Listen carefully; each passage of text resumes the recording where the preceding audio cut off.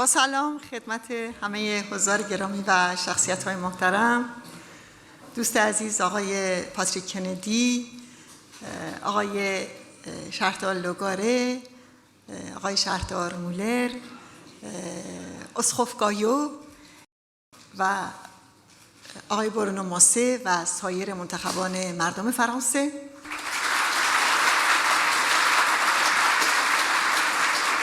همچنین آقای توسو از پارلمان ایتالیا، سناتور هورکان از ایرلند، خانم سارا چندلر، آقای مالکوم فاولر، همگی خیلی خوش آمدید. همچنین آقای ویدال کوادراس و آقای استیونسون و سایر شخصیت‌های حاضر در کشورهای مختلف که در این کنفرانس سراسری حضور دارند.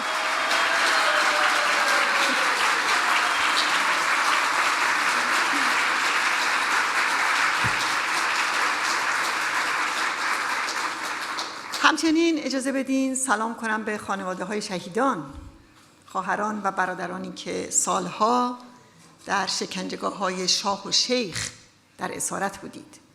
همچنین یاران و دوستان مقاومت که امروز در فرانسه، آلمان، انگلستان، هلند، سوئد، نروژ، دانمارک، فنلاند، سوئیس، ایتالیا، بلژیک، اتریش، رومانی و کانادا جمع شده اید.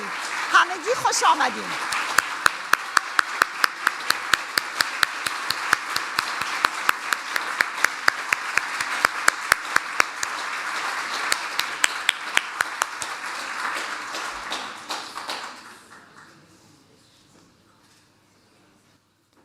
دوستان در برلین هستن که داریم می‌بینیمشون در اونجا.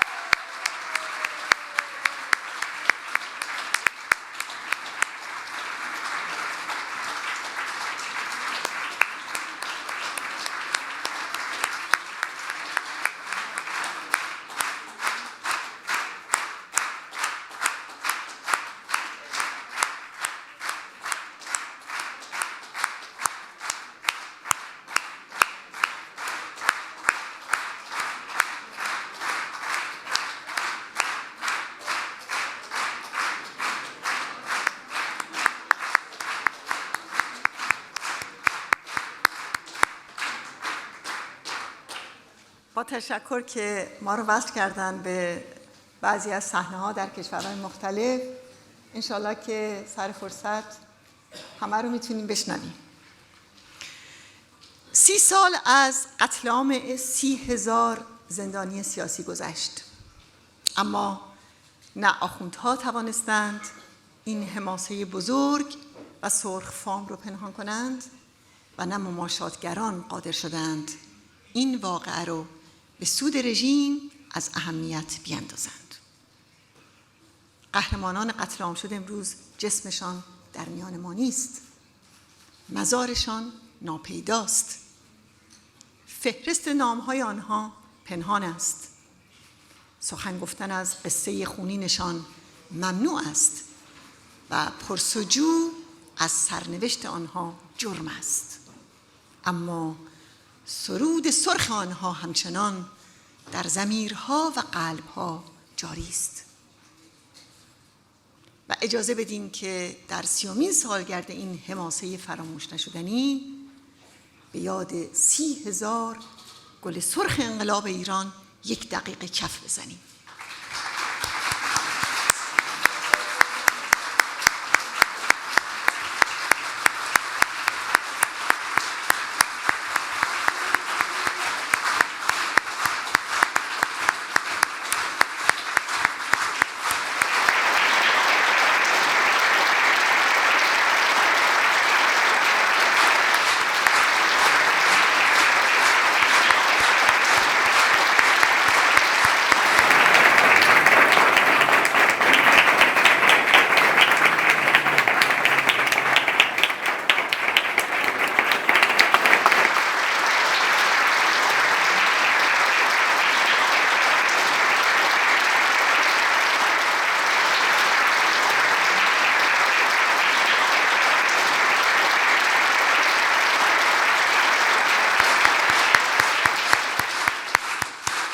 با تشکر. در اون چند ماهه خونین در سال 67 مطابق فهرستی که در این کتاب با نام جنایت علیه بشریت توسط سازمان مجاهدین منتشر شده، اعدام خواهران و برادران ما در 110 شهر ایران صورت گرفته. و حالا همون شهرهای بی‌نام و نشان میعادگاه قیام‌ها هستند و همون شهرهای سرکوب شده شهرهای شورشی شده‌اند.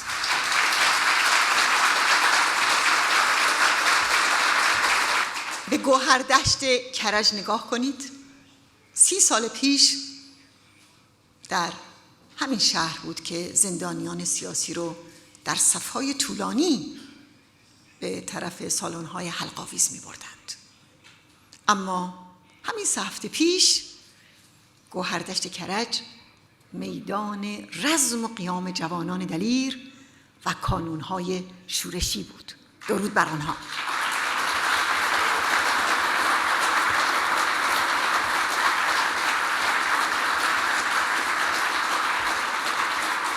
در شاپور جدید اصفهان، در شاهین شهر، در ایزه، دسفول، اهواز، ملایر، بانه، ارومیه و در زاهدان و بندر عباس و کازرون و عراک مردم به یاد می‌آورند که چه قهرمانانی در اینجا یا آنجا بر سر دار رفتند. به یاد می‌آورند که چرا جان خود را فدا کردند و آرمانشان چه بود و چرا بر سر موضع خود تا آخر ایستادند. شهر آران کاشان فرزند خود دکتر منصور پایدار رو به یاد میاره که از هر فرصتی برای درمان رایگان مردم فقیر و محروم استفاده میکرد و وقتی میخواست به ارتش آزادی بپیونده اسیر شد و در سال 67 به شهادت رسید. شاهرود به یاد محمود حسنی است که در زندان می سرود: وقتی که شب هنگام شهاب روشنی را در آسمان دیدی، از یاد مبر شعله های سرکشی را که در شبهای سرد اوین خاموش گشتند.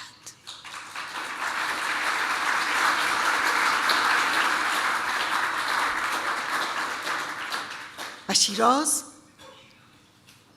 فاطمه زارعی کاندیدای مجاهدین در اولین انتخابات مجلس رو در یاد خود داره. ماهیدشت کرمانشاه به یاد داریوش رضایی است که از شکنجهگاه دیزل‌آباد فرار کرد اما دوباره دستگیر شد و همراه با مجاهد خلق بهزاد پورنوروز از فرزندان مردم ایلام در سال 67 به شهادت رسید. اصفهان فریبا عمومی رو به یاد داره و شهر آستارا محمد رضا سرادار رشتی.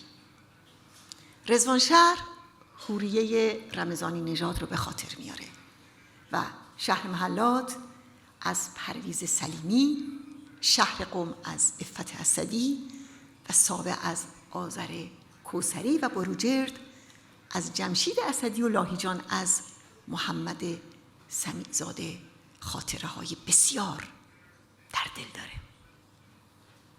شهر خوی اشرف معزی و نقد بهمن شاکری رو به یاد میاره که هم در میان هموطنان کرد و هم در میان هموطنان ترک بسیار محبوب بود. و مسجد سلیمان علی صالحی و ایزه ناهید کیکاووس نژاد رو هرگز از یاد نمیبره.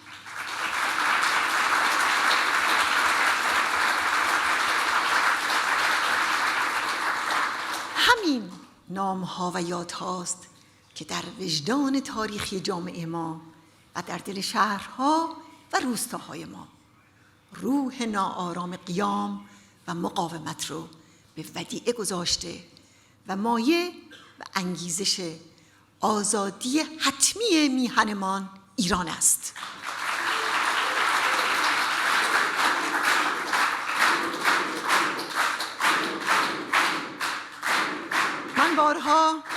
من بارها از زندانیان از بندرسته شنیدم که این مجاهدین دلیر در شرایط بسیار سخت و طاقت فرسا در همون لحظه ها که آرمان هر کس و انتخاب‌های اون به آزمایش کشیده میشه، بله درست در همون شرایط مسعود رو انتخاب میکردند و در برابر شکنجهگران و جلادان به مسعود درود میفرستادند و با نام او بر تیرک اعدام بوسه میزدند.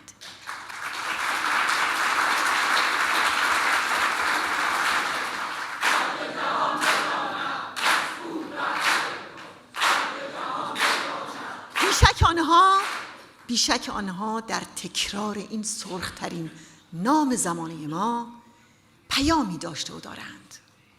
پیامشان این است که ای نسل هایی که بعد از ما می آیید، ای جوانانی که داستان تمام ناشده ما را می شنوید، راه و آرمان مسعود را در پیش بگیرید.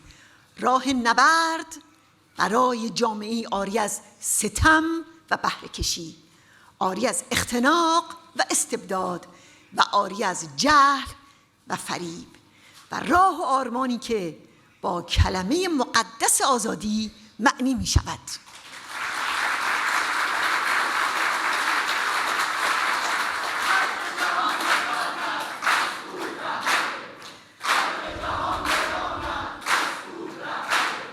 دوستان عزیز، خمینی در حکمی که سند انکار ناپذیر نسل کشی است فرمان قتل عام رو داد و با دست خط خودش نوشت کسانی که در زندانهای سراسر کشور بر سر موضع نفاق خود پافشاری کرده و می کنند محارب و محکوم به اعدام می باشند. راستی اونها بر سر کدام موضع ایستادند که خمینی دشخیم حکم اون رو اعدام تعیین کرد؟ و جرم اونها چی بود؟ جرم اونها ایستادگی برای آزادی مردم ایران بود، ایستادگی در برابر کشتن همه آزادی ها، ایستادگی در برابر تحمیل گرسنگی به مردم و ایستادگی در برابر ویرانی ایران. زندانیان رو فقط به خاطر عقیده و آرمان اونها اعدام کردند و این یک فاجعه باور نکردنیه. اما رژیم ضد بشری ولایت فقیه همینه، عقیده مخالف رو حتی در شکنجهگاه‌های تحت کنترل خودش هم با کشتار جمعی پاسخ میده. رژیم ولایت فقیه همینه، هر تظاهرات یا اعتراض حق طلبانه رو با دستگیری و شکنجه معترضان سرکوب میکنه. و راستی مگه قیام کنندگان همین دی ماه سال 96 چه کردند و چه میخواستند که پیکرهای خودکشی شده شماری از اونها رو به خانواده های اونها تحویل میدادند؟ بله، رژیم ولایت فقیه همینه، هم جنایت میکنه و هم فرد شکنجه شده و قتل عام شده رو مقصر و مجرم معرفی میکنه. و حالا سوال اینه که آیا در برابر چنین هیولایی باید تسلیم شد یا که باید ایستاد و مقاومت کرد و پاسخ داد؟ کدوم دیکتاتوریه که مقاومت عادلانه و برحق رو به تروریسم متهم نکنه و تلاش نکنه که آزادی خواهان و مخالفانش رو با اتهام خشونت طلبی از میدون به در کنه؟ و کدام دیکتاتور و جبار و قداری با سکوت و تسلیم قربانی از جنایت دست میکشه؟ پس وای بر کسانی که هم نوا با آخوندها تقصیر شکنجه و اعدام مجاهدان و مبارزان رو به گردن خود اونها میندازند و وای بر کسانی که تقصیر سرکوب رو به گردن قیام کنندگان و مردم تحت ستم و تظاهر کننده می اندازند.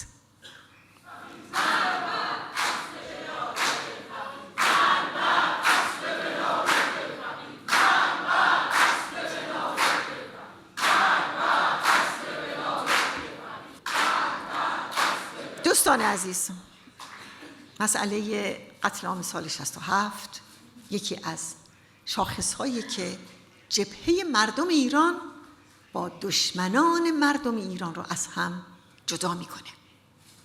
کسانی که تلاش میکنند قتل عام مسکوت بمونه، هدفشون فقط این نیست که از آمران و عاملان این جنایت دفاع کنند.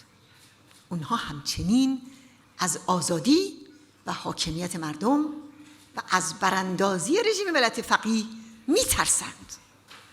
برخی از همینها، یعنی همین اصلاح طلبان مدافع رژیم که در جریان قیام‌های اخیر مراسم تدفین سیاسی اونها کامل شد، باز هم میخوان برای نجات ولایت فقیه راهی پیدا کنند و اون رو به در ببرند.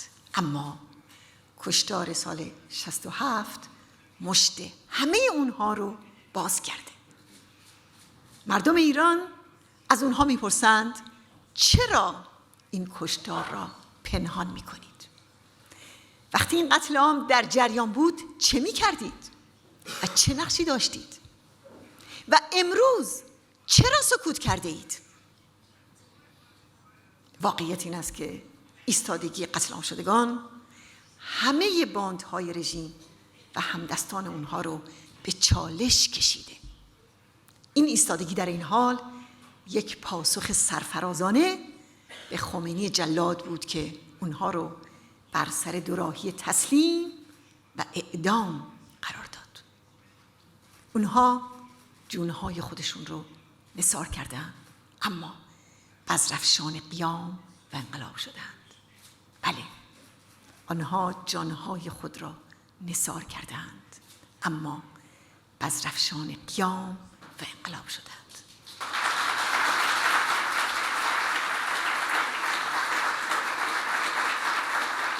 امروز 30 سال از اون قتل عام می‌گذرد، ولی باز هم دعوا بر سر موضع داشتن و مقاومت کردن است.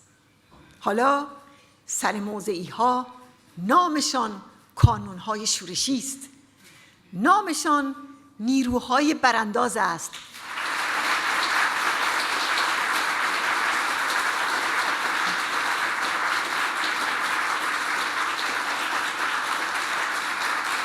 و چنان که مسعود گفته است، پاسخ واقعی و ضروری و حقیقی در جنگ 100 برابر و شورشگری حد اکثر بوده، هست و خواهد بود تا آنجا که از طریق کانون‌های شورشی به ارتش آزادی بخش ملی اطلاع یابد و سپاه دشمن ضد بشر را در هم بکوبد.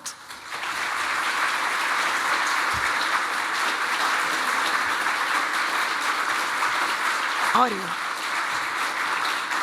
سپاه دشمن ضد بشر را در هم بکوبد.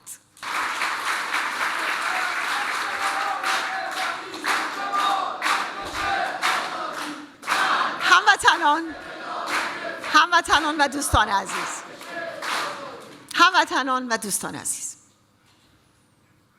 رژیم ولایت فقیه در مقابل قیام‌های 8 ماه گذشته، در مقابل نقش فزاینده مجاهدین و کانون‌های شورشی در سازماندهی و هدایت این قیام‌ها و همچنین زیر فشار عوارض سقوط یا توقف اقتصاد کشور به شدت درمانده شده. برای خروج از این بنبست آخوندها قصد داشتند با یک انفجار تروریستی گرد همایی مقاومت در پاریس در 9 تیر ماه رو هدف قرار بدن. در فروردین گذشته در همین امسال باز برای حمله تروریستی مشابهی علیه مقاومت ایران در آلبانی تلاش بسیار کردند و در همین روزها با دستگیری 2 مزدور رژیم در آمریکا فعالیت‌های اطلاعاتی و تروریستی آخوندها علیه مجاهدین در اون کشور برملا شد. این تلاش‌ها و این طرح‌ها البته شکست خورد و بر سر خود رژیم خراب شد، اما باز نشان داد که قاتلان 30,000 زندانی سیاسی برای مقابله با آلترناتیو خودش به هر جنایتی دست میزنه و از هیچ چیز فروگذار نمی کند. کما اینکه باز هم اثبات کرد که تروریسم بخشی از طینت این رژیم قرون وسطایی است. براستی کدام کشور جهان است که از تروریسم این رژیم در امان مانده باشد؟ از تاجیکستان و افغانستان و آذربایجان بگیرید تا تمامی کشورهای عربی و حتی کشورهای اروپایی و آمریکا. در این هفته همچنین بخشی از تروریسم اینترنتی رژیم برملا و تعطیل شد و این همون دستگاهیه که با پمپاژ اطلاعات ساختگی در ابعاد کلان و البته با صرف هزینه بسیار از دارایی مردم محروم و تحت ستم به دروغ پراکنی علیه مقاومت ایران مشغول است.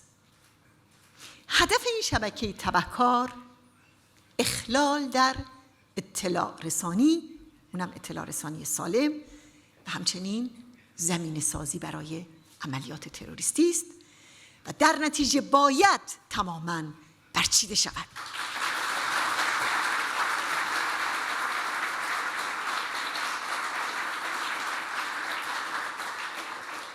دوستان عزیز، آخوندها در این توهم بودند که با قتل عام زندانیان سیاسی، با سرکوب طولانی و با شیطانسازی به جنایت و سرکوب خودشون میتوانند ادامه بدهند و از اون طرف به حیات جنبش مقاومت میتوانند پایان بدهند.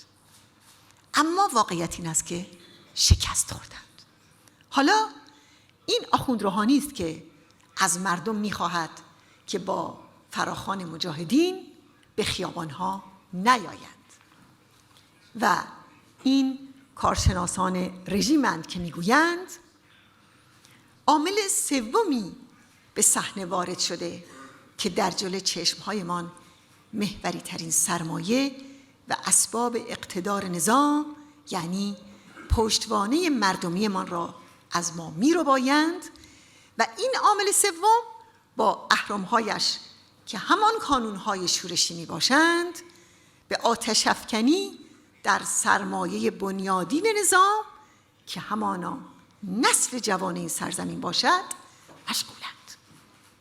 بله، واقعیت این است که امروز مسئله اساسی آخوندها مقابله با آلترناتیو دموکراتیک و تنها هماورد این رژیم است. اونها از اینکه راه حلی برای معضلات خطیر خودشون پیدا کنند قطع امید کردند و عاجزند. به همین دلیل مأیوسانه تلاش می‌کنند تحولی که ایران را به سوی آزادی هدایت می‌کند عقب بیندازند. اما این خیال باطلی است که قیام‌های بیوقفه مردم جایی برای اون باقی نگذاشته. قیام‌هایی که در اشتیاق و آتش مردم ما به آزادی، دموکراسی و برابری ریشه دارد. جلوه‌ای از این واقعیت را امروز در حضور نمایندگان جوامع ایرانی ساکن کشورهای مختلف جهان در همین کنفرانس می‌توانیم ببینیم. من امسال در گرد همای مقاومت به اهمیت حیاتی محور و نیروی پیشبرنده مبارزه برای سرنگونی رژیم، یعنی جایگزین دموکراتیک، اشاره کردم و ویژگی‌های اون رو توضیح دادم. از جمله تشکیلات و سازمان رهبری کننده، فداکاری و پرداخت قیمت، مرزبندی با دیکتاتوری و وابستگی و برخورداری از یک برنامه روشن برای برپای یک جمهوری بر اساس جدای دین و دولت، برابری زن و مرد و لغو مجازات اعدام و همچنین یک کارزار بی امان توسط فعالان از خودگذشته این مقاومت در دفاع از آزادی ایران. کارزارهای مداوم که یک روز در دفاع از اشرف و لیبرتی بود و حالا در حمایت از قیامها و کانونهای شورشی. بله، برای مردم ایران، به خصوص برای قیام آفرینان و کانونهای شورشی، مایه خوشحالی و دلگرمی است که می‌بینند چنین مدافعان آگاه و مصممی در سراسر دنیا دارند.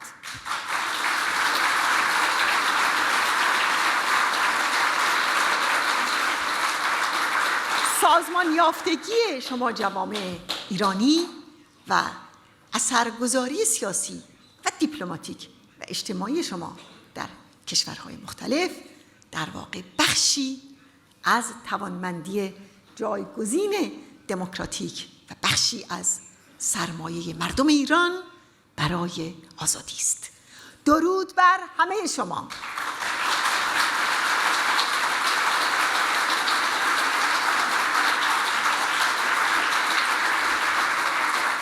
دوستان عزیز، 3 دهه است که جامعه جهانی نسبت به قتل عام زندانیان سیاسی ساکت بوده. در نتیجه آخوندها با آسودگی و خاطر جمعی به نقض حقوق بشر در ایران و عملیات تروریستی و جنگ و فاجعه آفرینی در خاورمیانه و سایر کشورها دست می‌زنند. و حالا زمان آن است که به این سکوت پایان داده شود. زمان آن است که شورای امنیت ملل متحد ترتیبات محاکمه سران این رژیم و مسئولان این قتل عام و همچنین مسئولان 4 دهه جنایت علیه بشریت را فراهم کنند.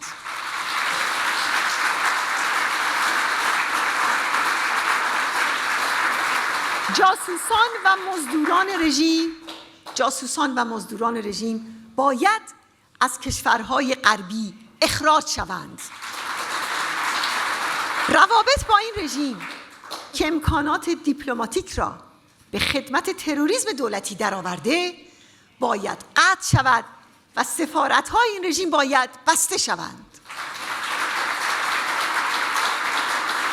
و زمان آن است که جامعه جهانی در کنار مردم ایران در قیام آنها علیه فاشیسم دینی حاکم بر ایران قرار بگیرد و اراده مردم ایران برای تغییر رژیم و کسب آزادی را به رسمیت بشناسند.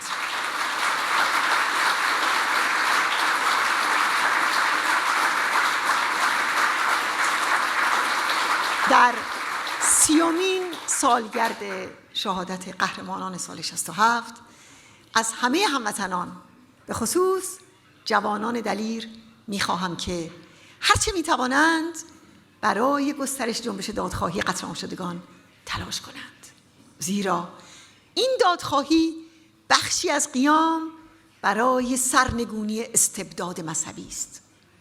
آن روز که مردم ایران شهیدان خود را در بهاران آزادی دوباره پیدا کنند، بی تردید فرا می‌رسد. درود بر شهیدان راه آزادی، درود بر مردم ایران، درود بر همه شما.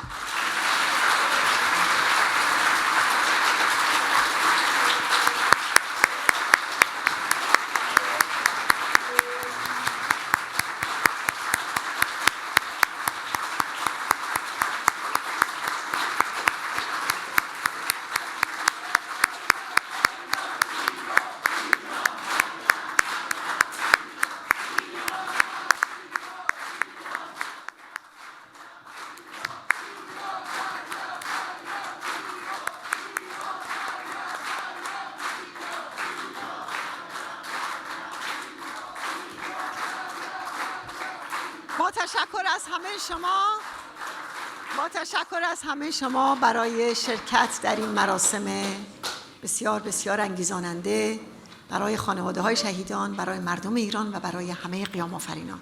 با تشکر مجدد از همه شما. متشکرم.